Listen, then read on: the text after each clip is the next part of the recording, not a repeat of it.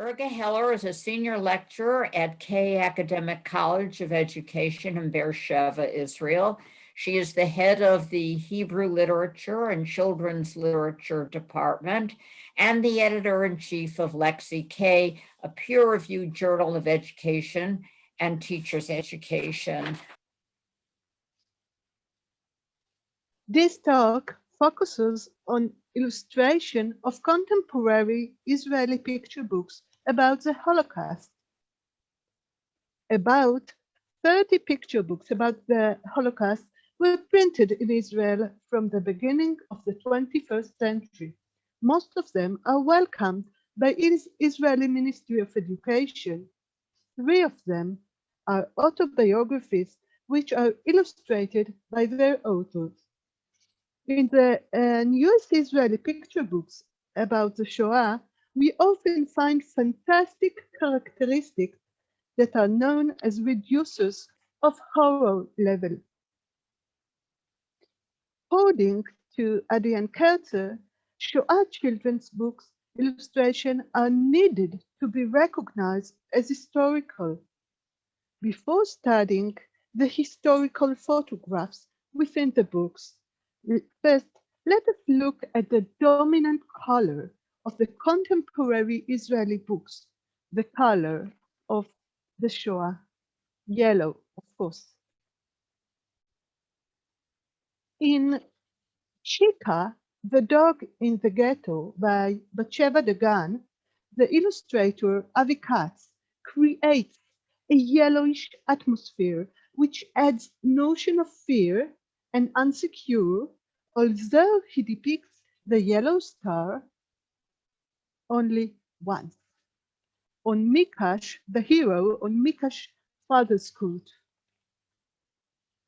In Chava Nisimov and Kinneret Gilder's Kaleidoscope, and in Iris Argaman and Avi Ofer's Bear and Fred, yellow is used to imply to 2 different worlds.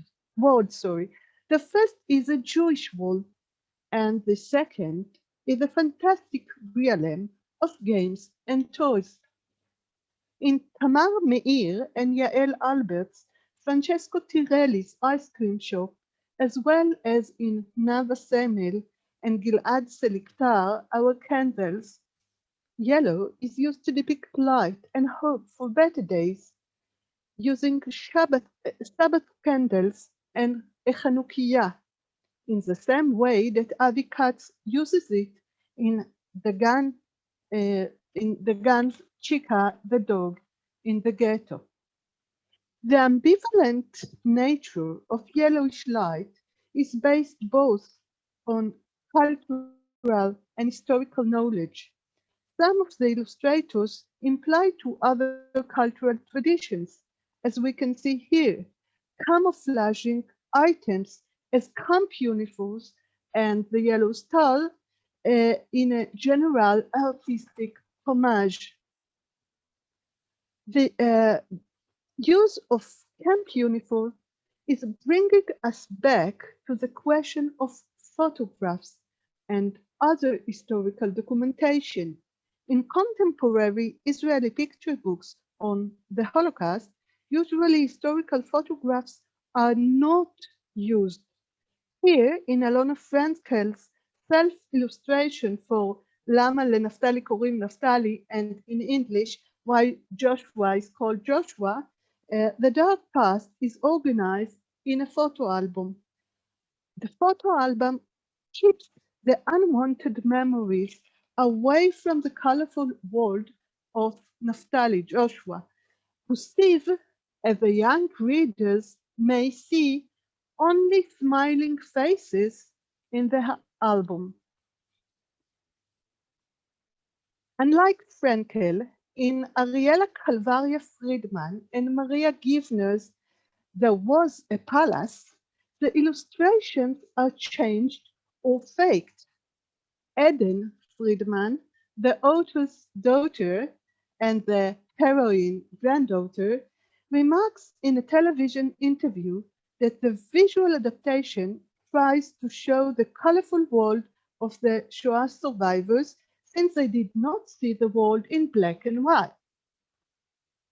A similar conception of free copying objects instead of presenting them is found in another autobiographical picture book, Grandpa's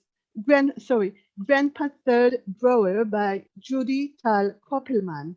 But Tal Koppelman uses darkened compositions to present the Holocaust.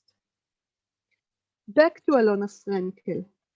Here we see another technique of showing monstrous past without letting the irritating historical artifacts in. Frenkel simply uses the basic art language, sharp lines, dark colors. She distinguishes like that between the past and the colorful present. Here, in Kinneret Gilder's illustration, we see little Eva, the heroine called Eva. She's holding a doll and she is suffering from a nightmare. Eva shrinks in fear in the corner of her bed. Her darkened bedroom is enclosing on her in a rounded shape with no escape. Here, in A Hug of Love, by Gila Matzliach Lieberman and a most known Israeli illustrator, Danny Kerman, Kerman makes an homage to the past by assembling modern illustrating technique side by side with an older one, woodcut. He presents the past events as darkened, unfocused, generic, and unpersonal. But black is the color of the past.